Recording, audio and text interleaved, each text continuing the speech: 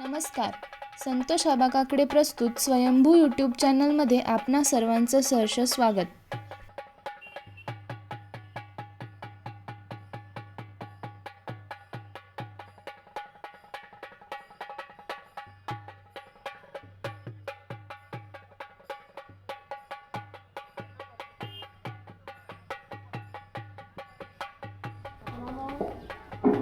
साकुर्डे तालुका पुरंदर जिल्हा पुणे आदर्श गाव असणारे हे साकुर्डे आणि या साकुर्ड्यामध्ये ऐतिहासिक अशी परंपरा आहे.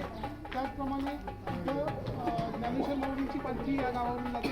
सुखंदता माऊलींची पालखी याबद्दलची या साकोडे गावचा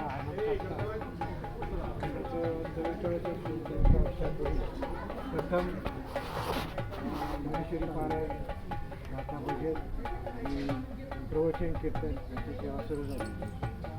काय काय कार्यक्रम यावर्षी आपण आयोजित केले? याची काय त्यांना सकाळी पहाटेपासून 11 नंतर महेश्वरी पारायण झाले की प्रसाद झाले की दुपारी गाथा भजन दुपारी महेश्वरी पारायण तरी चालतो ना. नंतर प्रवचन हरिपाठ आणि प्रसाद आणि कीर्तन हरिकीर्तन इत्यादी कार्यक्रम.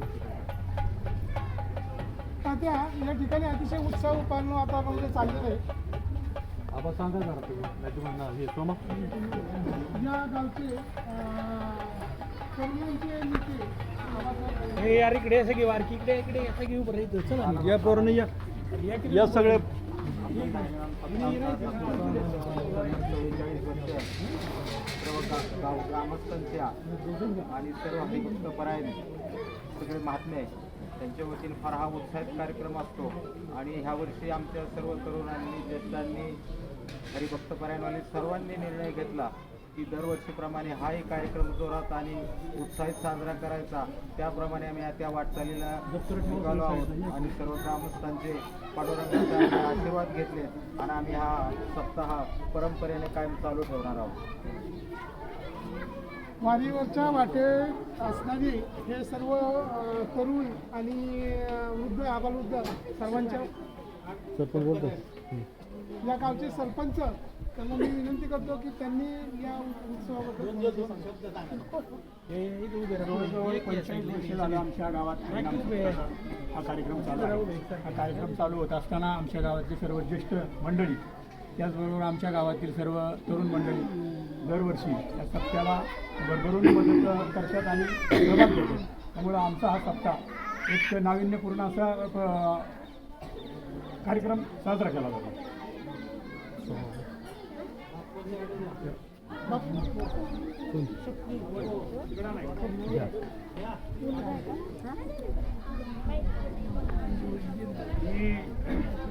या साकुर्डे गावची सांगायला मला अभिमान वाटेल की भूमी जशी ही तपोभूमी आहे. थोडक्यामध्ये सांगतो की या गावामधली ही तपोभूमी आहे. सप्तऋषींनी तपश्चर्या केलेली ही भूमी सगळ्यात महत्त्वाचा विषय आहे. ज्या महाराष्ट्राचं कुलदेवता असणारा खंडोबा आणि या खंडोबाने अवतार घेण्याकरता म्हणून ज्या सप्तऋषींनी तपश्चर्या केली ती ही भूमी. या ठिकाणी सप्तऋषींना मनी मल्ल्यांनी त्रास दिल्यानंतर या ठिकाणी लवथळेश्वराचं मंदिर आहे जेजूरच्या जवळ. तिथं लवऋषी तपश्चर्या करत होते आणि लवऋषी तपश्चर्या करता लवऋषीकडे नारदांनी त्यांना पाठवलं आणि लवऋषींनी त्यांना या साकुर्ड्याच्या भूमीमध्ये वरच्या बाजूला एक शंकरेश्वराचं सुंदर असं मंदिर आहे. ते शंकरेश्वराचं लिंग आहे ती पूर्वाभिमुख आहे. त्यानंतर रामेश्वराचं एक लिंग आहे. अजून जवळजवळ त्या परिसरात कुठेही खोदलं तरी लिंगच निघतात. अशा पद्धतीने हे सप्तऋषीचं तपोस्थान.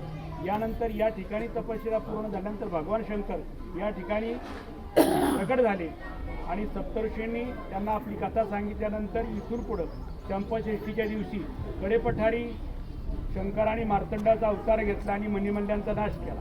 अशी ही परमाणित पवित्र अशी भूमी आहे. आणि त्या भूमीमध्ये गेल्या 45 वर्षापूर्वी अगदी त्या काळातली कुणीही मंडळी राहिली नाही ज्यांनी सप्ताह चालू केला. ही मंडळी जवळजवळ आता देवाघरी गेलेली आहे.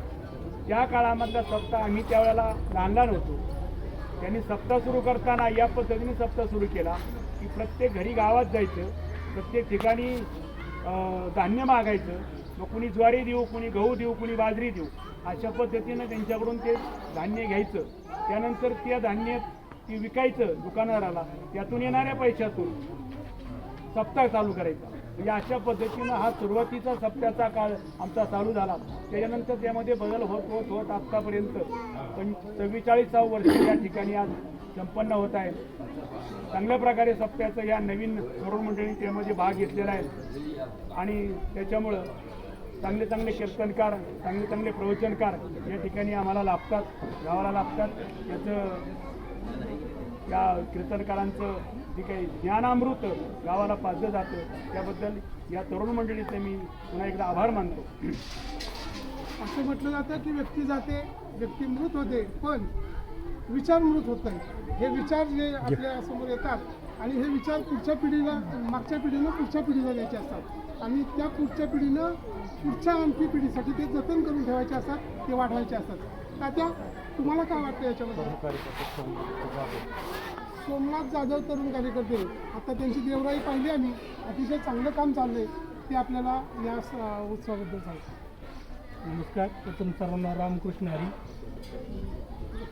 अखंड हरिनाम सप्ताह ग्रंथराज ज्ञानेश्वरी पारायण सोहळा वर्षे 44वी.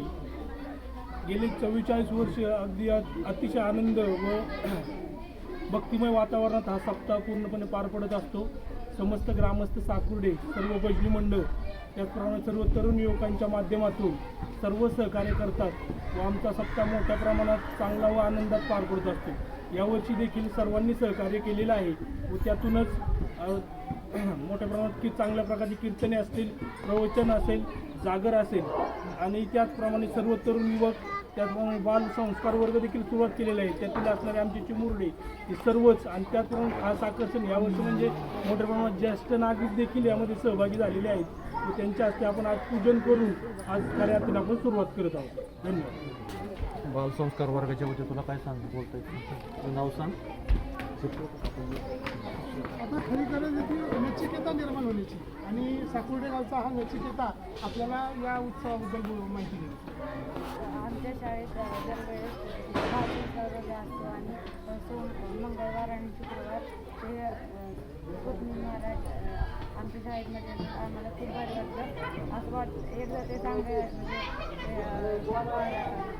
खूप त्या गोष्टी सांगतात, खूप भारी वाटतं आणि असं वाटतं की ऐकून राहावं. स्वप्ने महाराज काळाने रामकृष्ण हरी.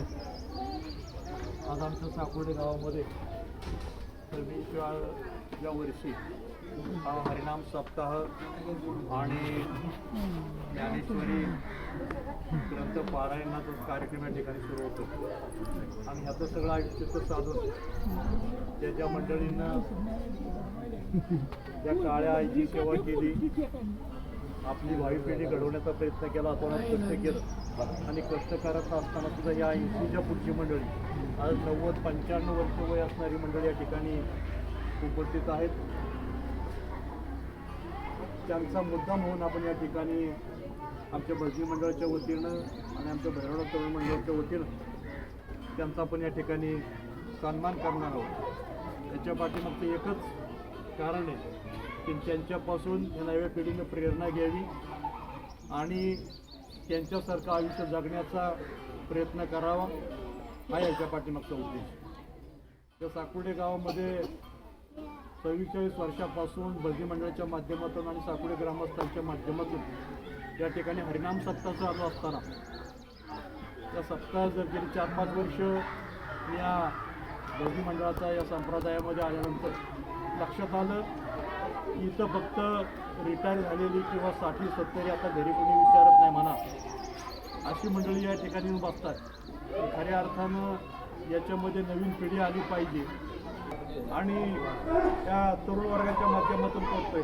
या ठिकाणी आमच्या 5-25 तरुणांनी आबा तुम्ही पाहिलं असेल की खडकावरती देवराई उभी केली आहे की जिथं बेडूम सुद्धा उगवणार नाही, तिथं आज आंब्याची झाडं, उंबराची झाडं, जांभळीची झाडं नारळाची झाडं आपल्याला तिथं पाहायला मिळतात. ते केवळ या गावातल्या तरुणांनी हातात घेतल्यामुळं हे काम होतं आहे. या पद्धतीने या गावामध्ये सगळे आपण करू शकतो, परंतु सगळ्यात महत्त्वाची गोष्टी भावी पिढीचं काम हे आमची सगळी मंडळी करतायत आणि हे पुढे करत राहील.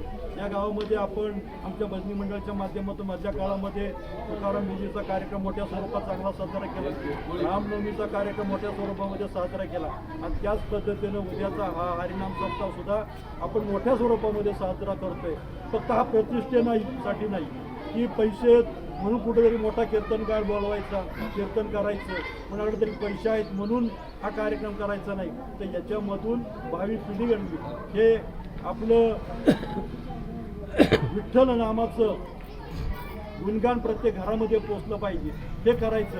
आणि तुम्हाला आम्हाला आवर्जून सांगायचं की गेले वर्षभर या गावामध्ये कुठलाही माणूस वारला की त्याच्या 13व्याला आमचं भजनी मंडळ न बोलावता जातं, त्याच्या घरी भजन करायचं, त्याचा फुलाचा कार्यक्रम करायचा की त्या कुटुंबामधलं दुःख कमी करण्याचं काम आपण काम करतो. एखाद्याच्या घरी लग्न झालं की त्याच्या पूजा झाली की त्याला सांगतो संध्याकाळी काय कार्यक्रम आहे, तो म्हणतो काय नाही 5 नामाचा आम्ही आता गोंधळ घातलाय की संध्याकाळी मोकळे. मग त्याला सांगतो आम्ही जरा भजन करायला येऊ का, तो म्हणतो या.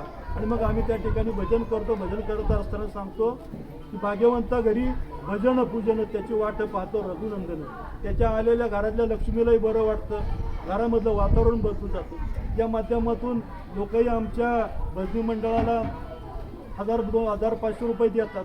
ते पैसे आम्ही ह्या बाल संस्कार वर्गासाठी खर्च करतो. जिथं जिथं कमी पडेल तिथं अनेक मंडळी या गावातली दानशूर मंडळी आम्ही फक्त हाक मारायची ते लगे उभे राहतात. या ठिकाणी तुम्हाला आवडून सांगतोय की आज जो आम्ही आज त्या ठिकाणी कार्यक्रम आयोजित केलेला आहे गावातल्या 25 ज्येष्ठ नागरिकांचा सत्कार, ज्यानं अशा लोकांना आपण येथे सन्मानित करणार आहोत. त्याचबरोबर हा सप्ताह चालू झाल्यापासून अनेक मंडळींनी स्वतःचं योगदान दिलंय.